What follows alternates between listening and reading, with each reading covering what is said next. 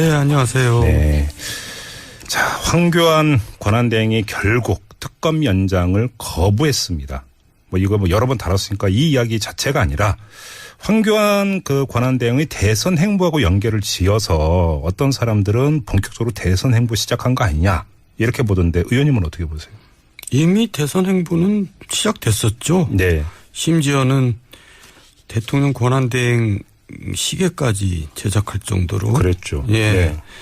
그런데 만약에 본인이 대선에 출마할 뜻이 있었다면 이번에는 많이 간표를 당했을 겁니다. 아, 그래요? 국민 대다수가 아무래도 특검 연장을 원했기 때문에요. 네. 예, 그건 좀 지나쳤던 것 같아요. 아, 그래요? 근데 네. 지금 이 시각에도 이제 탄핵 반대 집회가 열리고 있는데 네. 그 탄핵에 반대하는 사람들 입장에서는 다르게 볼 수도 있지 않을까요? 그러니까 반대하는 사람이 아무래도 우리가 여론조사 결과 보면 이제 소수잖아요. 네네. 그러니까 다수들이 이제 한 70% 이상이 가까이인가 이상인가 탄핵 특검 연장을 원했는데 네네. 이제 이것을 그리고 또 연장을 거부할 명분이 없어요. 그러니까요. 예. 그거에 뭐 수사가 다 됐다 안 됐다는 특검이 판단하는 거지. 아니 광장에서 찬반 집회가 열리고 있고 안보에 문제가 있다는 거고 특검 수사가 무슨 상관이 있습니까? 그렇게 얘기했습니까? 네. 그러니까요. 이제 예. 억지로 경강부회라고 그러죠. 그런 거 억지로 갖다 붙이는 거요. 예. 어쨌든 황교안 총리는 특검을 연장한 것은 이해할 수 없는 저는 판단이라고 만약에 생각합니다. 황교안 총리가 대선을 염두에 두고 있고 그 차원에서 이번에 연장 거부를 했다면 표를 얻는 게 아니라 깎아먹었을 것이다 이렇게 보시는 거네요. 그랬을 겁니다. 아, 그래요? 알겠습니다. 아무튼 황교안 총리 대통령 권한대행이 특검 연장을 거부하면서 야권에서 좀 분열상이 있었습니다. 국민의당 박지원 대표 같은 경우는 민주당 책임론을 제기를 했어요. 네. 이때 그러니까 총리 후 탄핵으로 갔었어야 됐고 자기는 그렇게 주장을 했었는데 이걸 민주당이 거부하면서 이 지경에 온 거 아니냐 네. 이렇게 공격을 했는데 이건 어떻게 보세요? 저 입장에서는 박지원 대표 주장이 설득력이 있다고 생각하고요. 네. 그렇게 했으면은 특검 연장도 됐을 거고 대통령이 특검이나 헌재에 네. 출석 거부하기도 힘들었을 겁니다. 총리가 이제 그렇게 그대로 가만히 있었을 리는 없고요. 예. 또 그거 말고 우리가 보이지 않는 국정 공백이 많거든요. 그러니까 이제 국정 공백도 상당히 줄어들었을 걸로 좀 예상합니다. 그런데 많은 분들은 어떻게 기억을 하고 있냐면 이때 선 총리 교체 후 탄핵이 말처럼 그때 상황에서 그런 게 아니라 거국 내각 이야기 나오면서 총리 교체 이야기 나왔다면서 탄핵을 피하기 위한 꼼수 내지 우회로 이렇게 이해를 했던 거 아닙니까? 그때 상황에서는. 그러니까 만약에 선 총리 교체로 갔다라면 탄핵은 없는 것. 이렇게 연결해서 해석하는 사람들도 있거든요. 글쎄요. 지나고 나서 이제 얘기하니까 그럴듯하게 들리긴 하지만은. 예. 어쨌든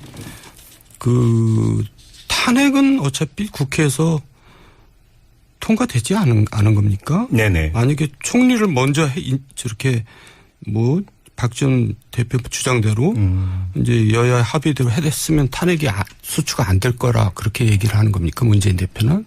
아니 문재인 대표의 이야기가 아니라 네. 그때는 이제 기억하는 사람들 같은 경우는 사실은 그게 대통령 하에로 가야 되는 것이냐 네. 거국 내각 구성으로 가야 되는 것이냐 탄핵으로 가야 되는 것이냐 사실은 여러 이야기가 있었잖아요. 그때.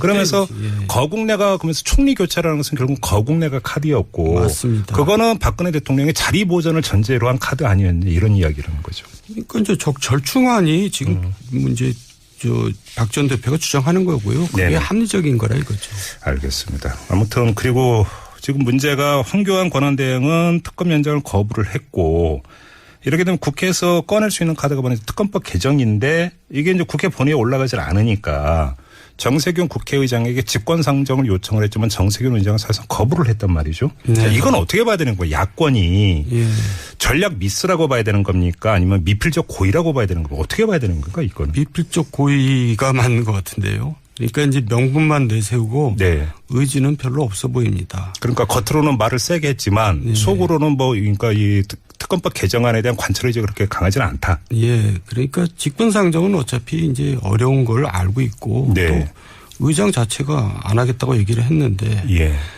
이제 그냥 모양새만 갖춘 거 아니겠어요? 그러니까 이제 대통령 탄핵이 이제 인용되고 또 거기서 특검이 또 대통령을 불러 제끼고 이러다 보면은 이제 역풍이 우려되기 때문에 이 정도가 낫겠다 판단을 하면서도 그렇다고 또 그대로 가기에는 뭔가 명분이 부족하니까 네. 이렇게 모양새 갖추기로 내세운 거라고 봅니다. 정리를 하면 지금 만약에 그 헌법재판소에서의 선고가 3월 13일 이전에 내려진다면 그리고 특검이 연장이 된다면 만약에 탄핵이 인용이 되는 경우 바로 이제 박근혜 대통령이 자연인이 되고 특검에 의해서 구속이 될 수도 있는데 이걸 피하기 위해서 사실은 황교안 총리는 특검 연장을 거부를 한 거고 야권 입장에서도 만약에 상황이 이렇게 가면은 보수층의 그 결집으로 이게 연결이 될 수도 있어 이 점을 우려하고 있다 이런 말씀이십니까? 보수층의 결집이라는 것은 저는 그 용어가 좀 안 맞다고 보고요. 그러니까 네. 친박의 결집이겠죠. 친박의 결집. 예. 보수층이라고 지금 다 탄핵을 거부하고 있는 거 아니잖아요. 네네. 예. 그러니까 이제 어쨌든 상황이 지금보다는 더 나쁘게 될 거라고 이제 누구든지 예상을 하잖아요. 예. 그러니까 야권의 입장에서 볼 때는. 예. 예. 그래서 이제 그거를 은근히 이제 피하려고 하는 거죠. 바로 이 분과 그 분석과 관련해서 하나 점검을 해야 될 게 직권상정이 어렵다면 직권상정 이야기가 나온 건 바른정당 소속의 권성동 법사위원장이 상정을 안 하고 있기 때문 아니겠습니까? 여야 합의로 상정을 해야 되는데 이 관행이 안 맞는다. 아니 그 전에 선진화법 국회법에 따르면은 네. 여야 이제 간사가 모두 합의를 해야지 상정이 되거든요. 그런데 이제 자유한국당 간사가 반대를 하고 있기 때문에 상정이 안 되는 안 되는 겁니다. 그러니까 원천적으로 법사에서 해결할 방법이 없었고 직권상정밖에 없었고 근데 그건 어차피 안 되는 거였고 이렇게 보는 거군요. 맞습니다. 그걸 야권도 알고 있었다. 근데 뭐 당연히 알죠. 그러면 뭐 사실은 그렇게 본다면 야권이 다른 방도를 강구할 수 있는 여지도 별로 없었잖아요. 그렇게 본다면. 그러니까 모양새만 갖추는 거죠. 그래요? 네. 알겠습니다. 좀 다른 얘기로 넘어갔으면 좋겠는데요. 지금 저희가 바로 전에 이 광화문 현장도 연결해서 현장 분위기도 좀 짚어봤는데요. 지금 탄핵 반대 집회가 열리고 있지 않습니까? 이제 주최 측은 뭐 500만 명이 모였다 이렇게 주장을 했다고 하는데. 반대 집회에서요? 탄핵 반대 집회에서요. 예, 대단하게 과장이 된 얘기 같은데. 아무튼 그렇게 주장을 했다고 합니다. 500만 명. 근데 뭐 그게 중요한 게 아니고 한번 이렇게 가정을 깔고 제가 여쭤보겠습니다. 헌법재판소에서 만약에 탄핵을 인용을 한다. 그러면 지금 탄핵 반대를 외치면서 광장으로 나와 있는 이 사람들은 어떻게 반응을 하고 어떻게 대응을 할까요? 당연히 이제 지금보다 더 과격하게 이제 저항을 하겠죠. 네. 하지만 오래가지는 못할 거라고 봅니다. 그래요? 왜냐하면 이제 그러나도 지금 진행되고 있는 대선 국면이 본격화될 거거든요. 네네, 그렇겠죠. 예. 그러면 이제 거기에 국민의 관심이 다시 또 그쪽으로 다 쏠려가지고. 이분들의 반발이 그렇게 오래가지는 않을 겁니다. 그래요? 그러면 이것이 뭐 다시 무슨 상황을 만들고 판을 만들고 이런 정도로까지 파워가 있지는 않을 것이다라고 보는 것이고요. 뭐 그렇게까지 불상사가 일어나게 정부가 만들어서는 안 되고요. 예. 그렇게까지는 안 될 거라고 봅니다. 그래요. 뭐 일각에서는 이러면서 이게 보수 총괄기로 이어지지 않겠는가 이런 전망을 내놓는데 역시 또 보수라는 단어에 또 의원님은 또 저는 탄핵하고 보수하고는 같이 비례하는 게 아니라고 봅니다. 친박의 궐기 정도. 그것도 잠깐. 이렇게 보시는 겁니까? 네, 그렇습니다. 그러면 뭐 보수 중에 총궐기도 아니라고 한다면 대선 판도에 큰 영향을 미치는 않을 것이다. 이런 전망으로 이어지겠네요. 이 얘기는. 대세를 바꿀 수는 없을 겁니다. 그래요. 왜냐하면 그러니까 그 여권의 대선 주자들 같은 경우는 지금은 탄핵 심판 국면이다 보니까 이런 거고 탄핵 심판이 끝나면 그래서 만약에 탄핵이 인용이 된다면 판이 바뀐다. 이렇게 이야기를 하고 있잖아요. 바뀌기를 바라는 거겠죠. 그건 전망이 아니라 희망입니까? 네, 그러면? 희망입니다. 뭐 약간의 조정은 있겠지만은 주식시장으로 보면은 그 조정이 그 대세를 뒤바꿀 수는 없다고 봅니다. 그래요? 네. 이건 어떻게 보세요? 저번에 저희가 그 자유한국당 의원하고도 인터뷰를 했었는데요. 정우택 원내대표 같은 경우는 어떤 의견을 피력을 했냐면 만약에 탄핵이 인용이 된다면 대선이 끝날 때까지 박근혜 대통령에 대한 수사를 유보하는 방안 이런 것도 언급을 한 적이 있었거든요. 그건 어떻게 보세요?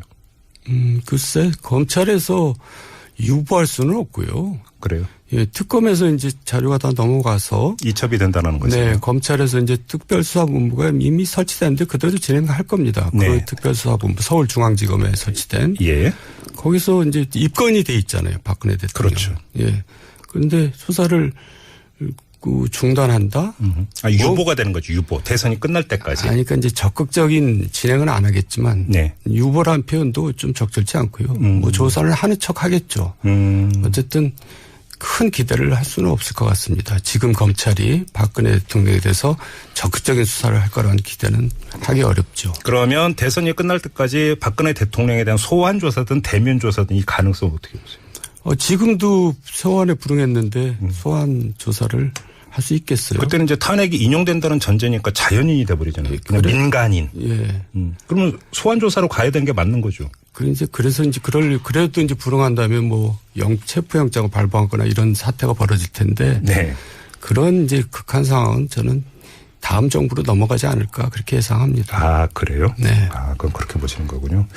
알겠습니다. 또 이와 관련된 이야기일 수도 있는데 홍준표 경남지사가 엊그제 무슨 이야기를 했냐면 지금의 ARS 여론조사는 국민의 97, 8%가 응하지 않는다. 광적인 지지층을 상대로 하는 여론조사가 무슨 의미가 있느냐. 이렇게 평가절하했어요. 무슨 이야기냐면 지금 여기에는 뭐 예를 들어서 그 샤이버 보수층 뭐 샤이 박근혜층 이들의 응답이 그 사실상 많이 반영이 안 돼 있기 때문에 민심이 제대로 이게 반영이 됐다고 볼 수 없다. 이런 주장으로 연결이 되는데 이건 어떻게 보세요? 이런 주장은. 일면 타당합니다. 그러니까 이제 샤이 박근혜는 분명히 존재하고요. 네. 또 지금 여론조사 응답에 야권층이 적극적으로 응하고 있는 것은 또 사실입니다. 그런데 하지만 ARS 조사라는 게 원래 응답률이 낮고요. 네, 그렇죠. 네. 그리고 이제 이게 샤이 박근혜든 야권의 적극적인 응답이든 네. 이게 또 대세를 바꿀 수는 없다고 봅니다. 그래요? 그러니까 이제 홍준표 지사의 주장은 선거가 이제 벌어져서 실제로 투표를 할 경우에는 네. 결과가 지금과 다를 것이다. 그렇죠. 양상이 그렇죠. 다를 것이다. 그렇죠. 이렇게 얘기하는데 그것도 본인의 희망사항이고 네. 대세는 이제 지장이 없다고 생각합니다. 지난주에 많아야 2, 3%라고 말씀하셨는데 네. 여전히 똑같은 생각이죠. 예, 그렇습니다. 알겠습니다. 네. 오늘의 정도원의 직설은 3부가 아니라 2부에서 만나뵙는데요. 이렇게 마무리하고 인사 나누겠습니다. 고맙습니다. 네, 수고하셨습니다.